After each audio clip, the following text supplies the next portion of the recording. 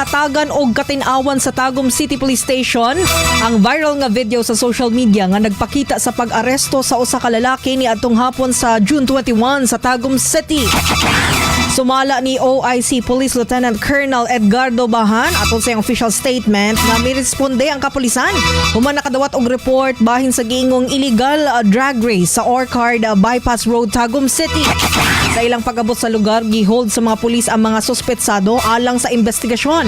Apan adunay usa ka lalaki nga misulod sa eksena, misukol og gitulak pa ang pulis nga misulay sa pagpakalma sa sitwasyon. Hinungdan sa iyang pag-aresto alang sa hapsay ug legal nga proseso sa kapulisan.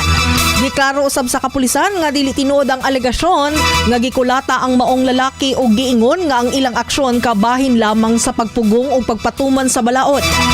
Nagpabilin ang panawagan sa kapulisan sa publiko nga likayan ang pagpakaylap sa dili beripikadong impormasyon o mutahod sa due process.